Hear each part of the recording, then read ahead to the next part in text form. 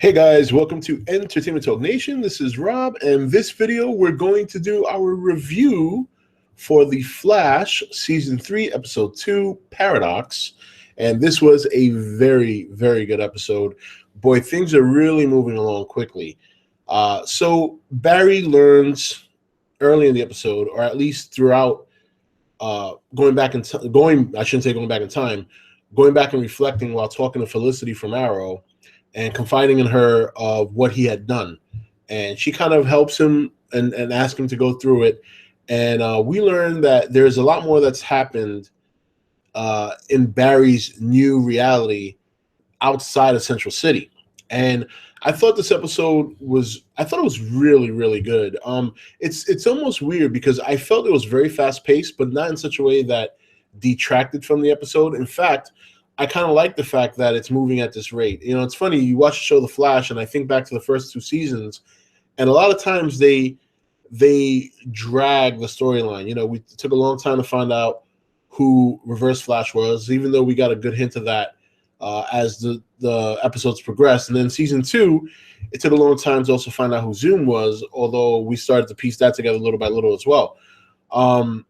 I don't think people are too concerned about the big secret of who Dr. Alchemy is, and perhaps even those who are more familiar with the character from DC, who know who his identity might be, are not that concerned about his identity being revealed. We already know who Rival is, and it looks like Rival's not even going to be around that long. At the end of that episode, we saw something grab him, and who knows what it is. I'm sure we'll find out eventually.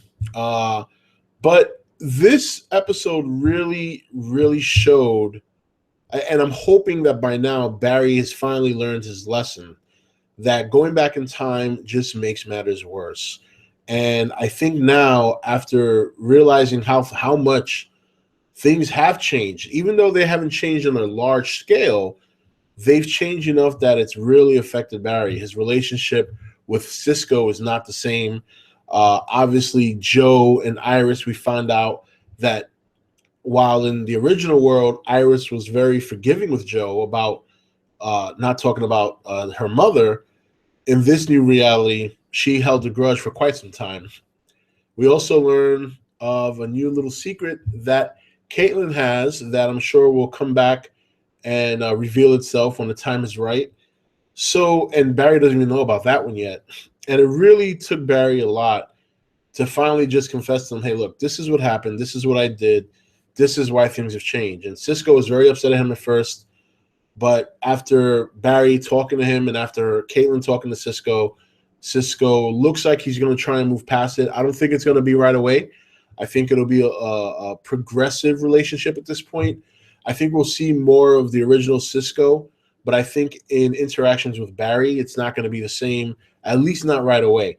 But I'm hoping that Cisco is starting to move forward because I like the funny Cisco, the corny Cisco, the Cisco that comes up with the names. You know, that's the Cisco I like. And I really missed him in this episode. You know, you would think, oh, one episode without that Cisco is no big deal. But, boy, it was really, really an impactful episode without the original Cisco being there. As far as the Rival goes, you know, again, I don't know if he's going to play a bigger role coming down the line. I'm sure they won't get rid of him that quickly. If they do, it may not be such a bad thing. A lot of fans are already complaining about another Speedster. But this time, it looks like the Speedster, even if he sticks around, he's going to have some company. And if Dr. Alchemy plans to give powers back to people in Barry's current world that had it in his other alternate reality, then we're probably going to see Wally West get his powers back at some point. We'll probably revisit some villains or get new villains that we hadn't seen prior but might have existed in the other reality. So it's going to be interesting to see how that all develops. And, you know, it's nice that towards the end of the episode, things seem to be heading in the right direction that might put Barry at ease a little bit. Him and Iris are still obviously very close and very connected, and it looks like they're going to move forward. It looks like Iris has finally gotten past her grudge with Joe. But the big thing here was Caitlin. Caitlin's at the very end. It's so ironic that Barry tells her, you're the one that's changed the least or hasn't changed. And sure enough, we see that her meta powers are starting to come out, and she looks very scared. and we all know what that means. We've already met Killer Frost last year. So very, very interesting how this show's dynamic not only affects itself, but affects the world around. As we saw, Diggle has a son instead of a daughter, and his son is at this point in Barry's timeline is a lot older. And if you remember, if you watch Legends of Tomorrow, there was an episode last year where the Legends team visited Star City in the future, and the new Green Arrow in the future was Diggle's son. So it's very interesting how now in this timeline, John Diggle has a son as opposed to a daughter. And whether or not this timeline is going to revert back to its original form, which I don't think it will. But if it does, then yes, we'll get Sarah back. But I don't think it will. I think it's going to stay this way. I think this timeline is the timeline we have. And I think it's very, very interesting where they're going to go in this direction. And we all know, if you guys haven't read up already, there will be a 4-way crossover come December with Supergirl, Arrow, Flash, and Legends of Tomorrow. So it's going to be interesting to see how all these things lead up to that big episode, in terms of Arrow, Flash. Unfortunately, I'm not watching Supergirl at the moment because I need to actually watch season 1. So in terms of Arrow, I will have the episode 1 review up tomorrow at some point, either right before the second review or earlier in the day. I've been sick the last week, so I really haven't done too many videos because I just was feeling miserable. But this time last week, I thought I was doing okay, and then I kind of tailed down and started feeling worse. Now I'm starting to feel a little bit better. So hopefully it maintains and I keep progressing forward into being a little bit healthier. But I thought it was a very good episode. I'm not convinced that the rival is villain anyway, so if he doesn't come back, I'm all good with that. I'm very intrigued by Dr. Alchemy. And I know there's a lot of DC fans out there that are very familiar with him. I'm not, so it's going to be a treat for me to see him get developed on the show. It's going to be interesting to see if, and I'm more than sure it will, it's going to be interesting to see how this carries over into Arrow. Are there going to be other subtle changes on Arrow that we did not notice right away? Is the reason the team's not coming back together, is it because of what happened last season, or is it because of what Barry did? Interesting stuff. You know what I'm saying? Interesting stuff. So I think Barry's learned his lesson, especially after having a pep talk with the original Flash.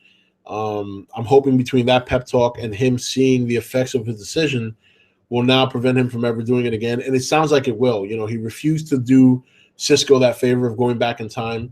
And then next week's episode looks fantastic. We're going to see one of the speedsters come into the fray in Jesse Quick, and we'll get to see Tom Cavanaugh reprise his role as Harrison Wells. So I think personally that the Flash season is off to a good start. And once again, it is one of my favorite shows, if not my favorite show on TV right now. And I think they're doing a good job again this season, setting up a big, big deal. And I like how all these crossovers kind of center around the dumb decisions that Barry tends to make. Also, on a side note, I want to say that I was very happy to see, I don't know his real name, it slips my mind, but it's very nice to see Draco Malfoy from Harry Potter on the show, and I think he's going to be an effective character. The guy is excellent at playing a prick. He just is. He's always been excellent at playing a prick. The first Planet of the Apes movie, I think it was Rise of the Planet of the Apes. He played a prick in that one. He was he was tending to the gorillas, and he was an asshole in that movie. He was an asshole in all the Harry Potter movies. So it's going to be nice to see him play another asshole in a different way. So and to see if he's going to have something to do with what's going on. You know what I mean? Is there something deeper behind this character? Not really. Can't really tell yet, but he might be there to throw a monkey wrench in Barry. Might make Barry look bad. Might do something to affect Barry's personal life, in which in turn will affect his life as a superhero. So very, very interesting. It wouldn't surprise me if he finds out who Barry is at some point, and that plays a big role. But we'll see, man. It's early, but I'm very excited to see where the show is going. What did you guys think of this show, this episode? How do you feel about where season 3 is going right now? I feel pretty optimistic about what they're doing. I like it so far, and hopefully it continues to progress in a very positive direction. I like all this potential. I like this mess that he's made and the effects that it can have on the show and the universe going forward. So we'll see how it plays out next week. It should be pretty exciting. Anyway, guys, that's it for this review. This is Rob signing off for E.T.N, where we don't do news, we just talk entertainment. Take it easy.